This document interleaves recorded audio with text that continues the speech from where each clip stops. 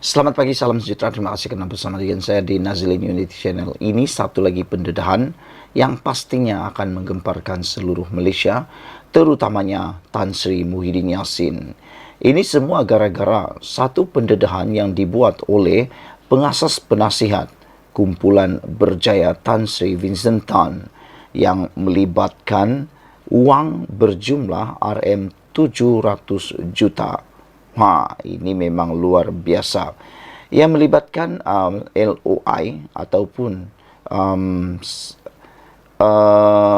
surat hasrat.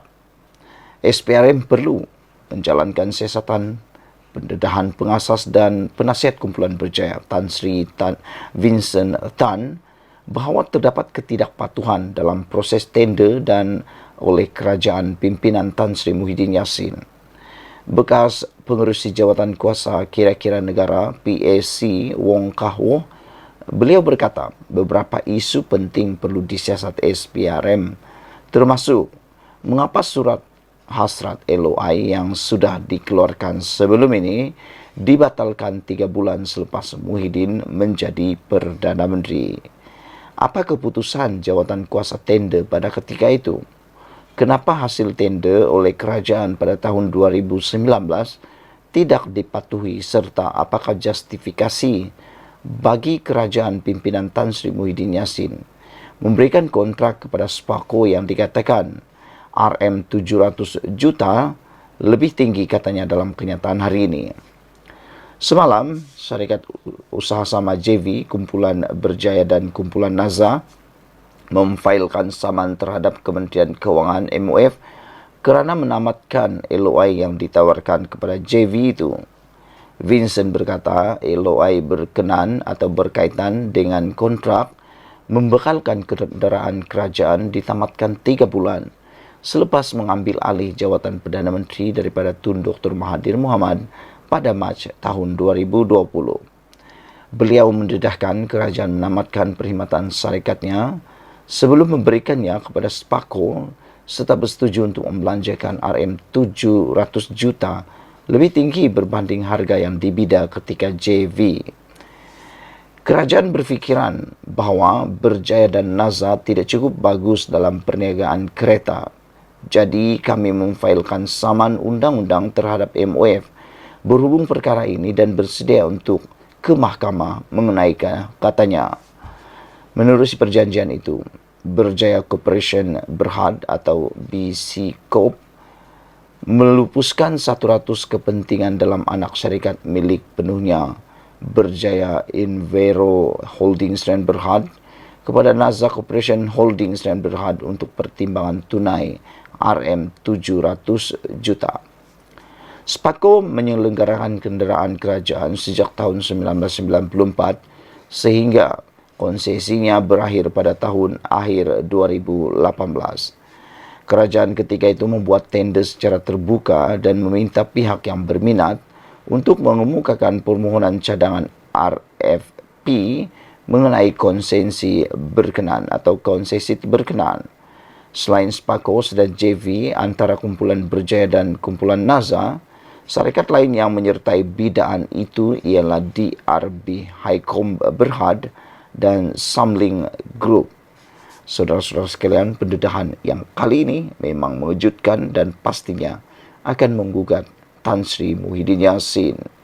SPRM, jalankan tugas. Dan dulu untuk kali ini, jangan lupa tinggalkan komen Anda. Ikuti terus ulasan selepas ini. Selamat pagi, salam sejahtera. Terima kasih karena bersama dengan saya di Nazilin Unity Channel.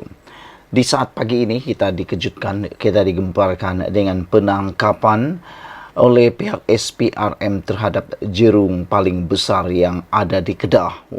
Ini memang paling top dan paling panas di seluruh Malaysia pada ketika ini. Hari ini dikabarkan CEO MBI, pengarah syarikat, ditahan rasuah melibatkan perlombongan REE RM13 juta.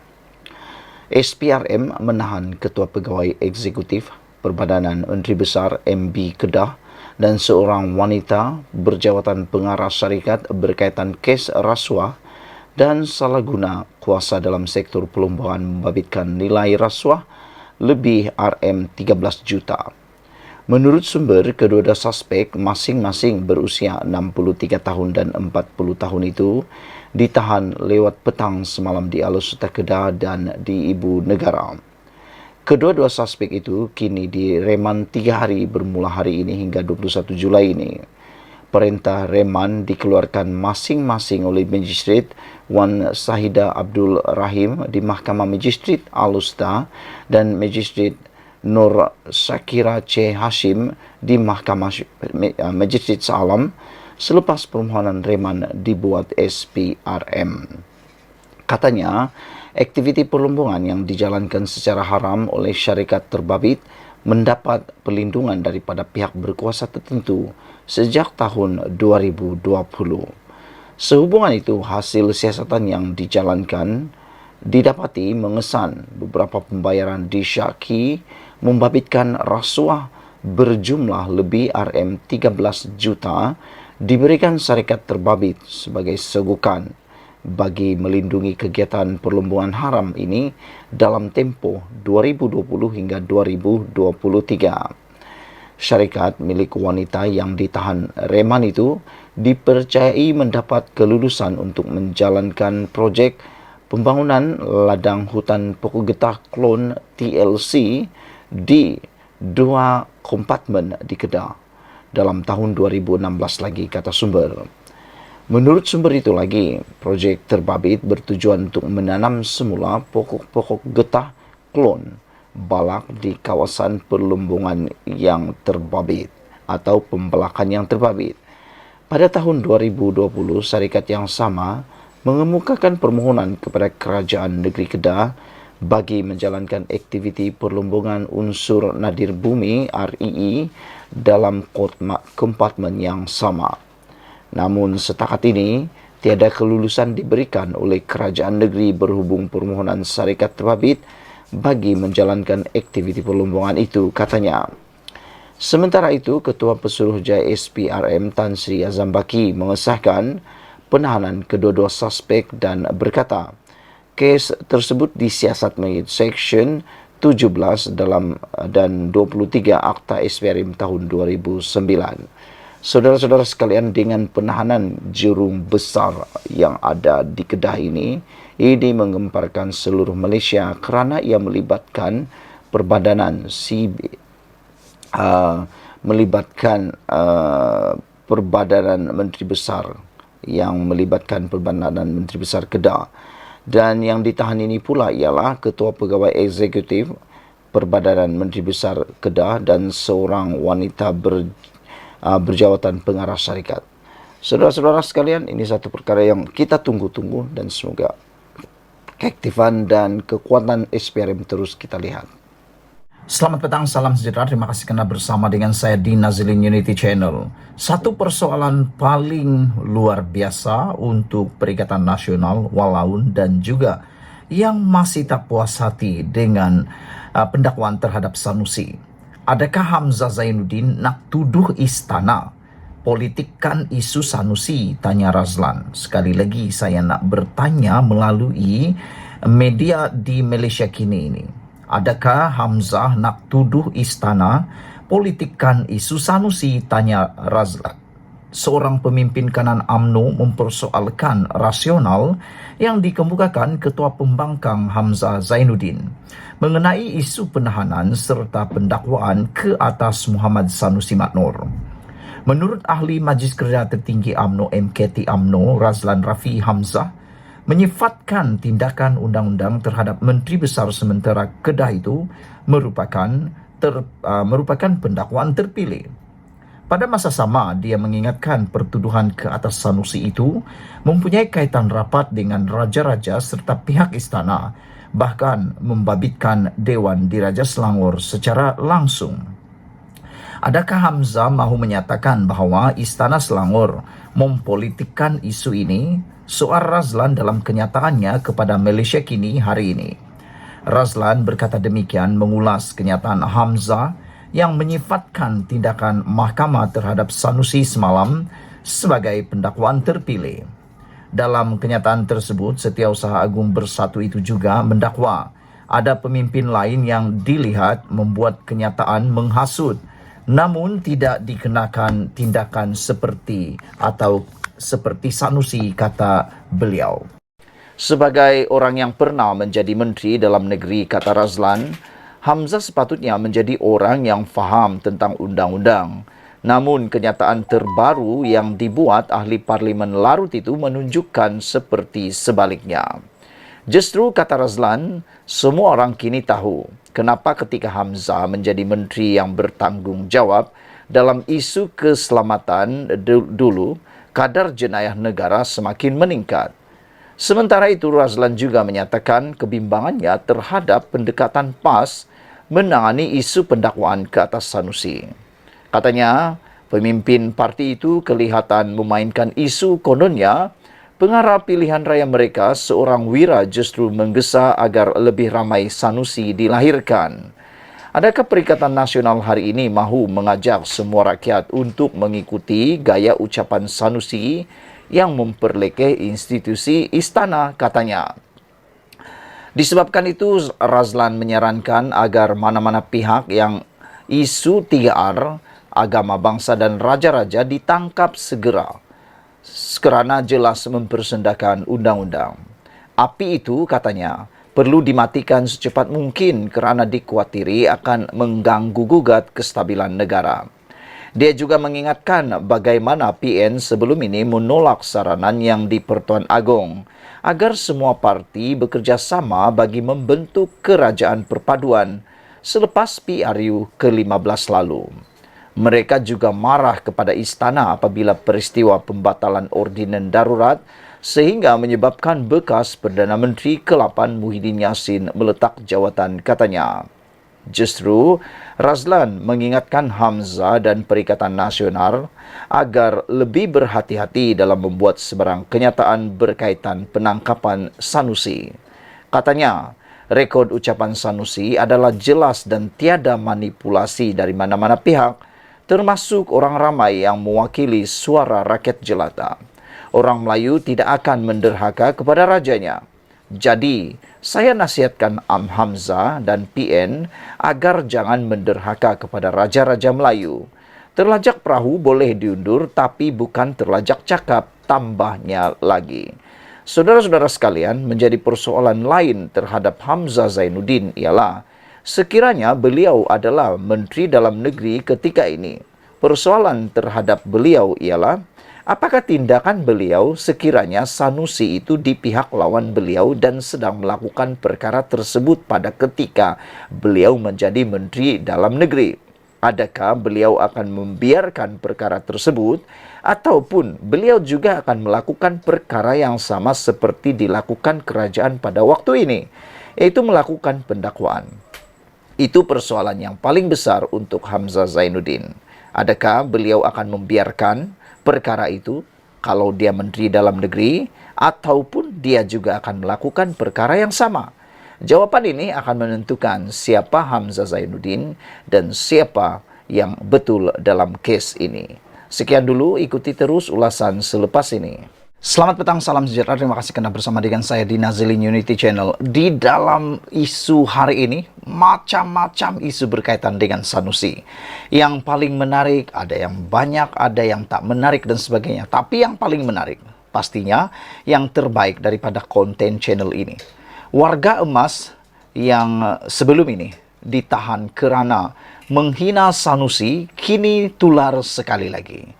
Di Twitter, lain pula ceritanya apabila ramai warga maya membangkitkan penahanan seorang warga emas berusia 61 tahun atas kes menghina Sanusi selaku Menteri Besar Kedah pada Ogos 2021. Warga emas berkenan dilaporkan ditangkap sekitar awal pagi dan kemudian ditahan reman bagi membantu siasatan, berhubung video yang didakwa sengaja mengaibkan Sanusi. Ketika itu, PAS merupakan sebahagian kerajaan persekutuan dan tangkapan dibuat susulan laporan polis yang dibuat oleh pegawai khas Menteri Besar Kedah, Azizan Hamzah. Laporan berita Sinar Harian bertarikh 9 Ogos 2021 dengan judul "Warga Emas Hina Menteri Besar Kedah Ditahan", kembali tersebar di media sosial, kebanyakannya sebagai maklum balas kepada hantaran mengenai ketidakadilan yang didakwa dilakukan kerajaan terhadap Sanusi. Dulu Pacik ditahan jam 3.57 pagi kerana dituduh hina Sanusi. Jangan kita lupa kata tweet yang sedang tular itu. Diulang sekali lagi. Dulu Pacik ditahan jam 3.57 pagi kerana dituduh hina Sanusi. Jangan kita lupa kata netizen. Mereka membangkitkan perkara tersebut dengan membandingkan yang dihina itu siapa. Pacik yang ditahan ini menghina Menteri Besar Kedah, mengaibkan Menteri Besar Kedah. Tapi Sanusi bagaimana pula yang juga didakwa menghina, tapi lebih dahsyat lagi menghina Sultan Selangor dan juga mempertikaikan keputusan. Dengan kata lain, juga seperti menghina Sultan yang di Pertuan Agong. Jadi, di manakah ketidakadilan menahan Sanusi jam 3 pagi?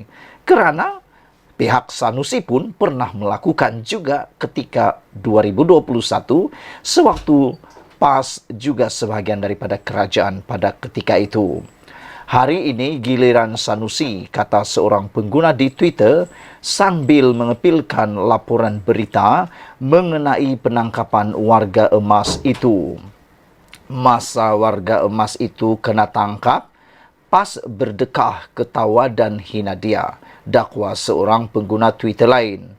Engkau buat pada orang boleh pula, kata mereka. Betullah pemimpin PAS bila ada kawasan lebih atas dari rakyat Marhain, kata satu lagi hantaran di Twitter. Saudara-saudara sekalian, hantaran ini amat mengejutkan kita semua. Dulu Pacik ditahan jam 3.57 pagi kerana dituduh hina Sanusi. Jangan kita lupa kata generasi pejuang rakyat. Hari ini giliran Sanusi. Saudara-saudara sekalian, bertarik di dalam sinar harian itu, warga emas hina Menteri Besar Kedah ditahan. Saudara-saudara sekalian, persoalan-persoalan seperti ini memang patut kita jawab bersama-sama. Kerana apabila walaun-walaun cuba memainkan kononnya kerajaan keji, kejam dan sebagainya, mereka lupa bahawa satu ketika dahulu ketika PAS menjadi sebahagian daripada kerajaan pada waktu itu, mereka juga telah melakukan perkara yang sama. Ketika itu, seorang warga emas yang telah menghina atau mengaibkan Sanusi ditangkap pada pukul 3.57 pagi. Oleh sebab itulah, mereka ataupun di Twitter trending cerita tentang penahanan tersebut. Warga emas berkenan dilaporkan ditangkap juga sekitar awal pagi kemudian ditahan reman. Sanusi tidak ditahan reman. Bayangkan saudara, ketika itu PAS merupakan sebahagian kerajaan persekutuan dan tangkapan dibuat susulan laporan yang dibuat oleh pegawai khas Menteri Besar Kedah Azizan Hamzah. Kena ingat, yang buat laporan polis terhadap Sanusi bukan orang-orang biasa, tetapi Dewan Diraja Selangor. Yang ini adalah hanya pegawai khas Sanusi. Yang melaporkan terhadap Sanusi ini ialah Dewan Diraja Selangor. Jadi kena ingat itu. Itu bezanya penahanan Sanusi dengan Pacik ini. Tapi malangnya mereka lupa. Saudara-saudara sekalian, perkara itu berlaku pada 9 Ogos 2021.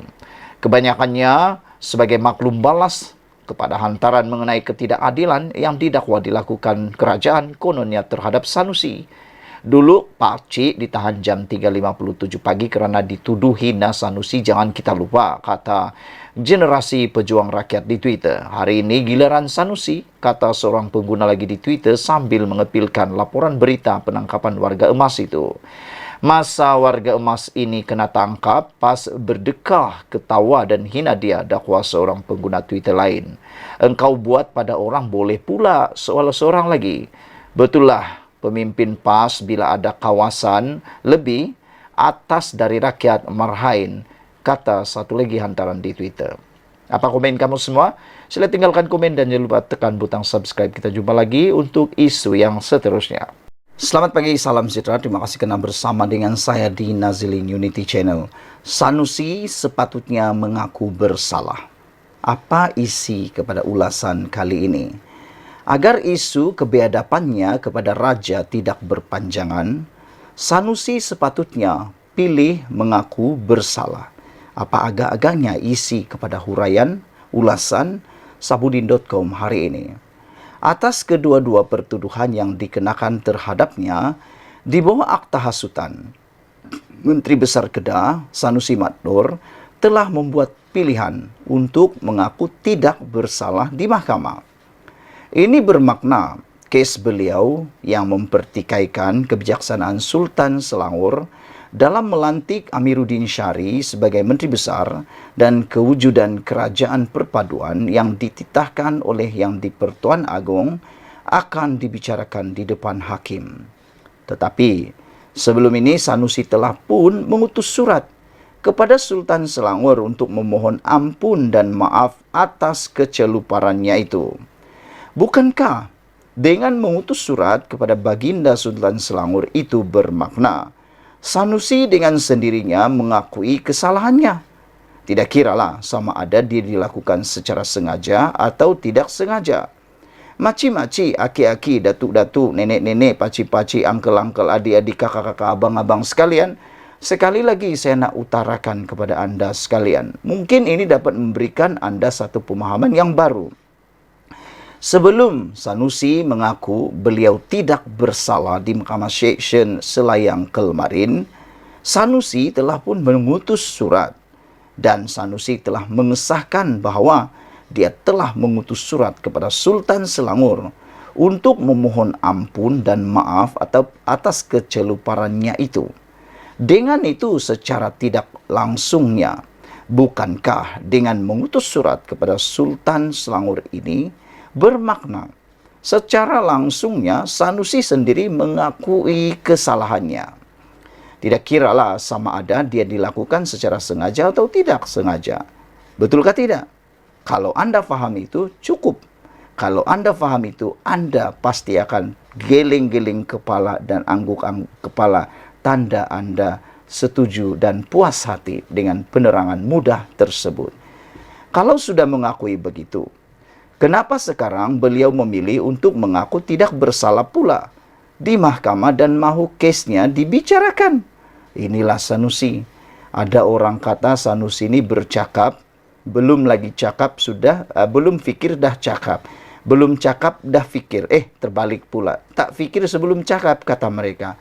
Ada juga yang cakap mungkin Sanusi tulis surat tersebut, belum fikir-fikir dia telah tulis dan hantar terus. Akhirnya terjadilah begini.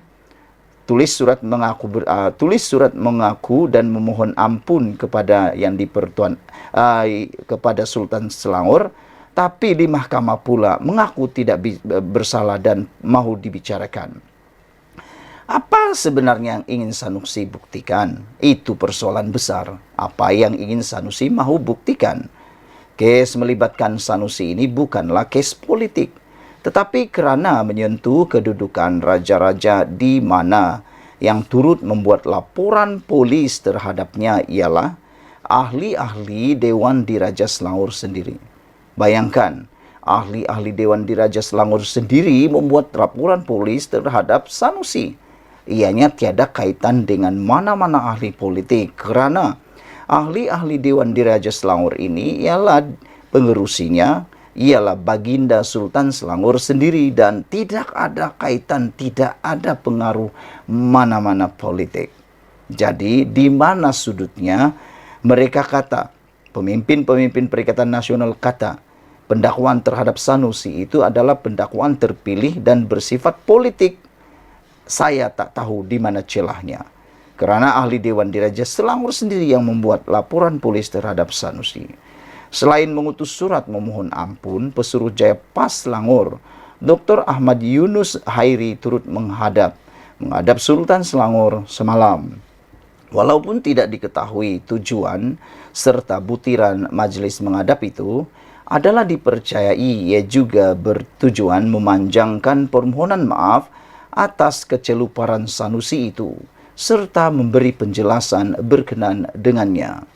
Bagaimanapun selepas itu, Istana Sultan Selangor mengeluarkan kenyataan isu berkenan masih belum selesai.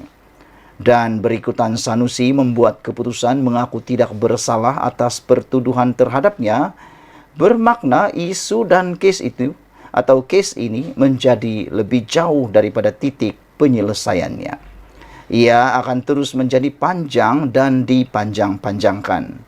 Sepatutnya, malah amat terpuji, lebih baik sebenarnya jika Sanusi membuat pilihan mengaku bersalah saja atas kedua-dua kesalahan yang dikenakan terhadapnya itu.